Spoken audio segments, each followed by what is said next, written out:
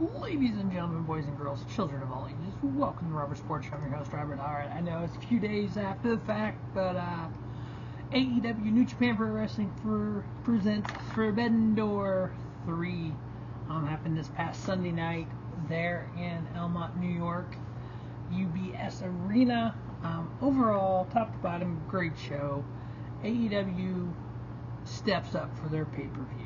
I know there's been a lot of talk about the premium live events that WWE holds, having like 5 or 6 matches, kind of like the old NXT takeovers. And then you have these Forbidden Doors that are 4 hours for the main show, an hour and a half pre-show, 15 matches. You know what? I spent $50 on it. I was fine with that. I bought every single AEW show they've had. So yeah, I'm good with it. You know, would streaming make my pocketbook a lot lighter? Yeah, it would help a lot. But you know what? You plan for it. You know, if you want to watch it, you plan for it. Overall, top to bottom, good show. Is it one of their best? Maybe not the best, but you know what? We had a couple match of the year candidates in the show. So we're going to run down all 15 matches, get some star ratings out there, get some thoughts about what's going on there in AEW and New Japan Pro Wrestling. Also, it was announced that on January 5th, Wrestle Dream from the Tokyo Dome, another AEW New Japan Pro Wrestling Stardom CMLL show. Cannot wait. 2 days, Wrestle Kingdom, Wrestle Dream in Tokyo. Ooh. January is going to start off hot and continue. Can't wait to see how much momentum that gets for AEW going into the new year. Alright, so the first match we had on the pre-show, the 0 hour, was Fletcher taking on Serpentico. This wasn't even announced. This was like, ooh, match. Okay, cool. Fletcher lost the Ring of Honor Television Championship. They announced that. I haven't watched Ring of Honor in a few weeks. I'm a little behind, so I actually need to go watch that. But he didn't lose the title in a Ring of Honor show. He lost it at CMLL Super Vignettes. So I have to go find the online stream, and Atlantis Jr. won that. So yeah, that's one of those shows that you kind of like, ooh, that's a CMLL show. I'm going to go have to find it to watch it. I'm going to have to watch it in Spanish more than likely. But that's okay. I want to see what happens. The fact that Ring of Honor title changed hands. What else do you got to know about the big Forbidden Door? But Kyle Fletcher taking on Serpentico. Short, sweet, 3 minutes and 10-second match, and done. I give it 2 stars. Kyle Fletcher getting the victory. That's literally all there was to it. Next up, we had a Fatal 4-Way Tag Team match. We have the Kings of the Black Throne, Brody King and Malakai Black, taking on Gabe Kidd, teaming up with Roderick Strong, with Gedo, Matt Taven, and Mike Bennett at ringside. Kyle O'Reilly teaming up Tomohiro Ishii. And then, of course, Private Party was Isiah, Kassidy, and Marq, Quen. 4-way matches like this, if done correctly, which I think this one was, can be really good. Sometimes having 8 people and then people on the outside, everything gets wonky and kind of crazy. This match was crazy, but it was crazy good for as short as it was. 8 minutes and 39 seconds. I give it 3 1/4 stars. And it kind of got you hyped for the show because you had some really good tag teams here. And I think Gabe Kidd has came a long way since going through the New Japan Pro Wrestling Dojo. Alright, next up we had Nakano teaming up with Willow Nightingale, taking on Kris Statlander and Momo Watanabe. What I liked about this is you have a feud with Willow Nightingale and Kris Statlander. In CMLL, you have a feud with Nakano and Momo Watanabe. So you literally took 2 feuds from 2 different companies. Stardom, my bad, not CMLL, Stardom, and you put them in basically the same match. So you had these 4 women just tearing each other apart. I thought this match was this could have been the main card. But yeah, just watching Nakano and Momo Watanabe kind of tear each other apart, and then Kris Statlander and Willow Nightingale going after it. You had Stokely at ringside, him turning on Willow, going with Kris, and Kris turning on Willow. Great match for the women here. 3.5 star with Tamagata and Willow Nightingale getting the victory. And then we had the Owen Hart Foundation Women's Tournament quarterfinal match. Mariah May with Luther and Toni Storm ringside. Toni Storm came out before her match. This was only a buy-in, a 0 hour. And she took on Saraya, who had Harley Cameron at ringside. It was an okay match. Nothing spectacular here, just a good quality match. Two wrestlers. You can see Mariah May is still very green. And Saraya, obviously coming back from the injury and just still getting into her own groove. 3-star match. Mariah May moving on. And the Owen Hart Foundation Women's Tournament match. And then the final match on the 0 hour. One of the best 6-man tags of the year. Mystico teaming up with the Lucha Brothers, Penta El Zero Miedo, Rey Fénix, taking on Los Ingobernables de Japón, Hiromu Takahashi, Titan, and Yokozuna. Not even grasping the fact that you could get Mystico teaming with the Lucha Brothers, let alone them on the same show. At one time, this was never going to happen because of the Forbidden Door and because of what Tony Khan has done between CMLL and AAA. Because you got to remember, Penta and Rey Fénix actually wrestled for AAA.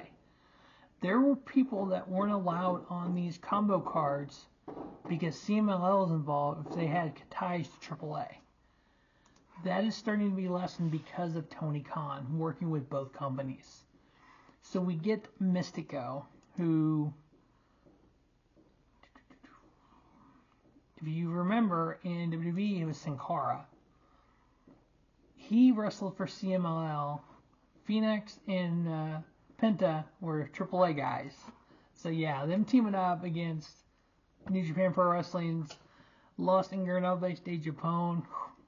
3 of their top light heavyweights. Match was just crazy. Hiromu Takahashi, multiple-time IWGP Junior Heavyweight Champion. Titan, Best of Super Juniors. Yoto-Tashi, he's been coming into his own in the last couple of years. He was a young lion like 3 or 4 years ago. These guys just went and tore it down. 4-star match on the buy-in. How many times you get a 4-star match on a pre-show with Mystico and Lucha Brothers getting the victory there? So that, to me, is like, when you have that kind of match on the 0 hour, it's like, okay, what's the main card going to have?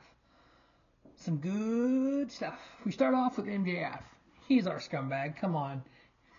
MJF, and as you've seen on Dynamite today, I haven't watched it yet, but I kind of seen some stuff online. We do have our scumbag back. We have the heel MJF, which is the epic MJF. We have heel Hangman Page, which, okay, 2 of your top heels in professional wrestling. MJF was taking on Hisakiro from CMLL. One of actually the top luchadors out there. These two, they started fighting on the outside, then they fought all over the arena, finally got in the ring. 9 minutes, 51-minute match. 3.5 star with MJF getting the victory. And then we had a new feud in AEW, the Elite. Matthew Jackson, Nicholas Jackson, the EVPs. And the Acclaim, Anthony Bowens, and Matt Caster. They've kind of feuded throughout the 5-year history, but they've kind of started back up with the tag titles in the sight of the Acclaim. You add in Kazuchika Okada, the Continental Champion, with the Elite. Heel Okada, what is better in professional wrestling? But then you add in Hiroshi Tanahashi, the general manager, I think is whatever his title is, president of New Japan Pro Wrestling. It's like in that feud, Okada, Tanahashi, that feud fed families in New Japan, in Japan throughout the history of Wrestle Kingdom. That was one of those tier 1 feuds that you always saw around Wrestle Kingdom. There's not many of Wrestle Kingdoms that didn't have either Okada and or Tanahashi in the main events. I give this match 3.5 star with the Elite getting the victory. I like how they had Okada pin Tanahashi. I think that's something we could see at All Out. Or All In, I mean. At All In, Wembley, I think we could see Okada versus Tanahashi. That's going to be the show. We're going to see matches like that. We're going to see maybe a Danielson and Nigel McGuinness. You kind of put those kind of historic dream matches. We've seen them. But you know what? We haven't seen them in 2024. I think those are the kind of matches we're going to have. We're going to see it All In. I can't wait for that. The Elite getting the victory there. Next up, we had the quarterfinal match of the Owen Hart Foundation Men's Tournament. Bryan Danielson versus Shingo Takagi. Shingo Takagi, one of the hardest hitters in professional wrestling. You had 2 tier 1 strikers here. Shingo, about 2 or 3 years ago, I'd have to look it up exactly, he was in the Best of Super Juniors with Will Ospreay. The two of them went out and put on 5-star matches. Danielson and Ospreay put on 5-star matches. So the fact that you have 2 guys who are capable of putting on 5-star matches, 2 of the best strikers in professional wrestling going at it for 20 minutes. 4.5-star match, Bryan Danielson getting the victory, submission victory if I remember correctly, on Shingo Takagi, one of New Japan Pro Wrestling's finest. Next up, we had the AEW Women's Title line. We had champion Toni Storm taking on Mina Shakira, who from Stardom, who actually teamed with Mariah May, who is with Toni Storm in AEW, but she teamed with Mina at Stardom. So she's kind of in the middle of these two feuding for the AEW Women's Title, and she's best friends with both of them. So she was kind of out there with Luther, but she was kind of like helping both of them. One of the best women's matches out there. Toni Storm, the character that she's playing right now, for me has been second to none.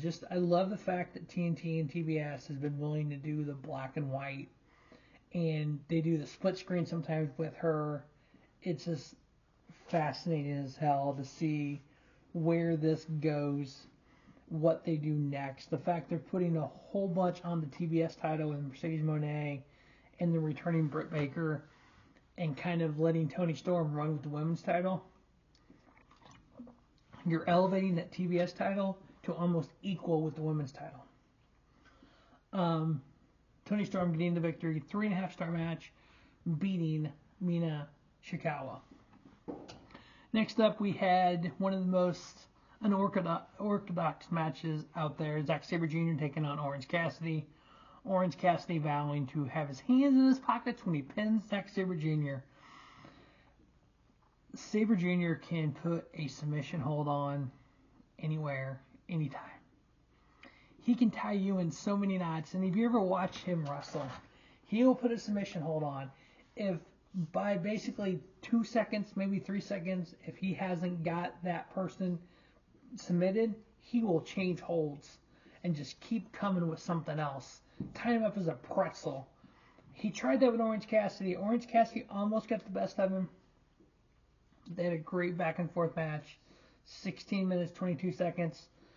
3 3/4 star match with Zack Sabre Jr. getting the best of Orange Cassidy.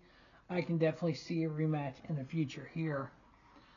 Next up, we had a 6-man tag. We had the Learning Tree, Big Bill, Chris Jericho, with Brian Keith hurt. They needed a partner. Hook, Shibata, and Samoa Joe were united strong. Who's going to be the Learning Tree's partner?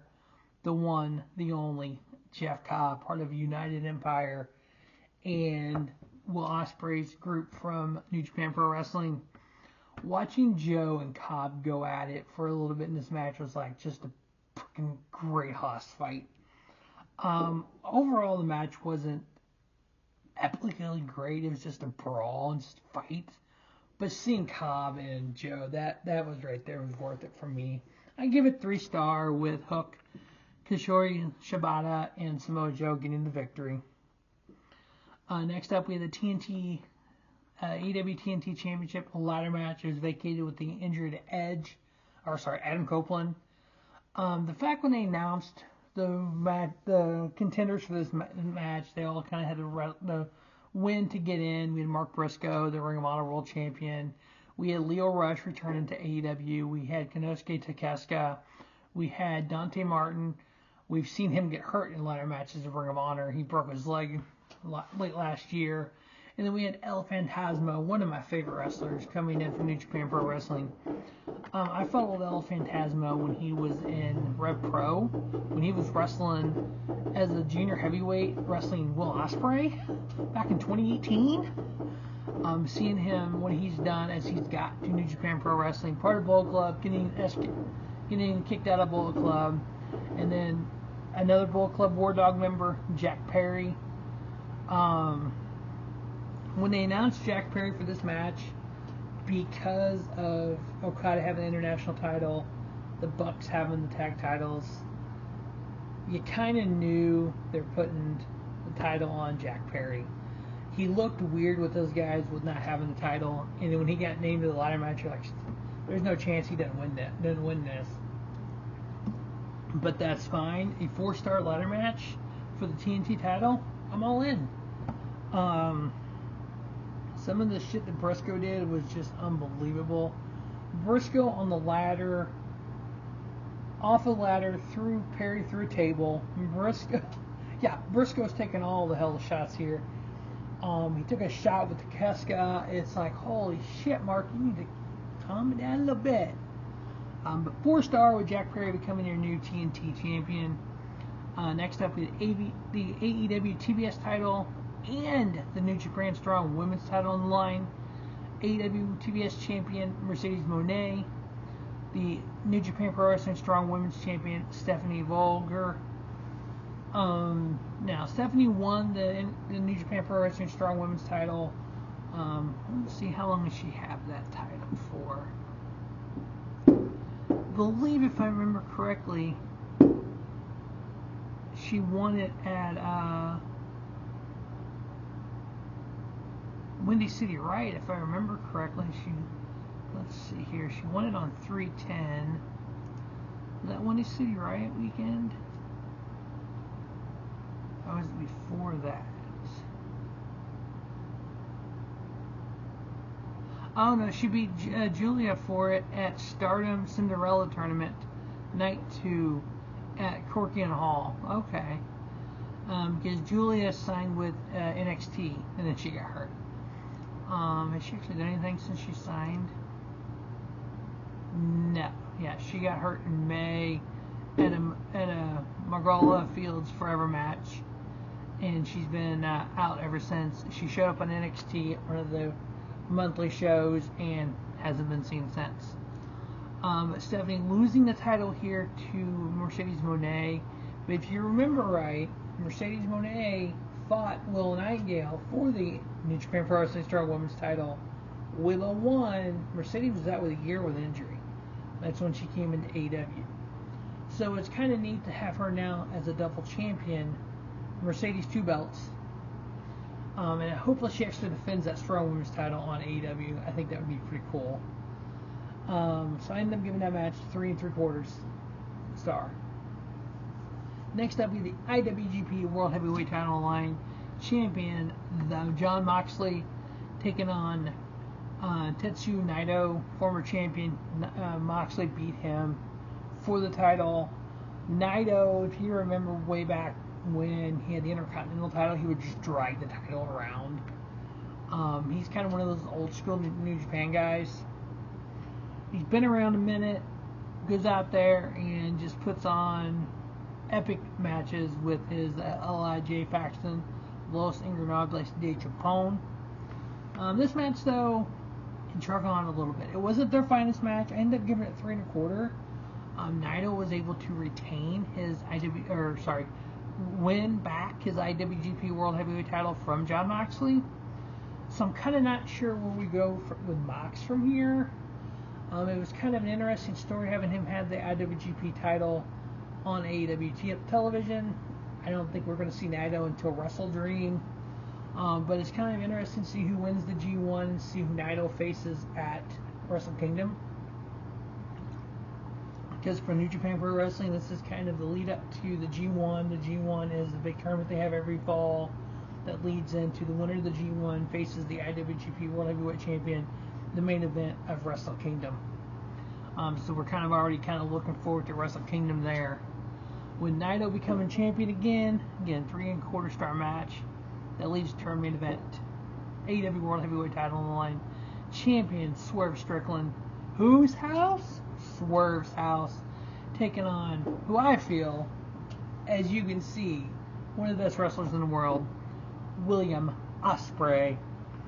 The promos that these two had back and forth, and just watching Swerve kind of take the family side of it and get personal with it, and Ospreay kind of on the defensive, while Swerve's kind of on the offensive, and I just love that dynamic, the heel face dynamic here. Swerve kind of that, I don't say tweener, but he does heel things, but he's getting cheered galore. I love that about it. Swerve doing his Swerve stomp from the top rope on the Ospreay, almost to the announce table. There was at one point, Swerve hit a hidden blade that I thought was going to take Ospreay's head off. Ospreay ended up hitting the hidden blade, but the referee got hit too. So the referee was down, so he weren't able to get the pinfall from that. You had Strickland come out and hit his backwards kick thingamajig, whatever the hell that is, sick as hell. End up getting the 1, 2, 3 on Will Ospreay. One thing when it comes to professional wrestling, there is going over and getting over. Yes, Will Ospreay did not go over on Swerve Strickland here, so he lost to him, but he got over. I think you got over for the people that did not believe that Will Ospreay was the greatest wrestler in professional wrestling. I think you got that over here, even though he ate the pin. 27-minute match with Swerve Strickland. I've seen people ranking this match 4-star, 5-star. I've seen 4.5 to 5.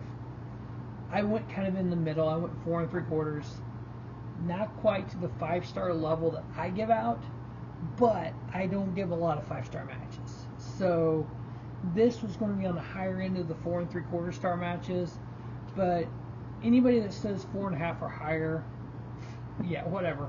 We're not arguing a 1/4 star, 1/2 star. It was damn good. I may even go back and rewatch it. I don't rewatch matches very often. But that is AEW New Japan Pro Wrestling Forbidden Door 2024 edition. Forbidden Door 3. We found out we get Wrestle Dynasty at the Tokyo Dome January 5th. So it looks like maybe New Year's Dash is pushed off, or we have no New Year's Dash for New Japan this year. So we go from Wrestle Kingdom to Wrestle Dream. What a dream for wrestling fans. Alright, as always, thanks for watching Robert Sports Show. Remember, Robert Sports Show, from the independent scene to the main event of WrestleMania. We cover it all right here. As always, thanks for watching Robert Sports Show, and don't just have a great day. Have a spiffy day. Robert Sports Show, your YouTube leader, sports channel content.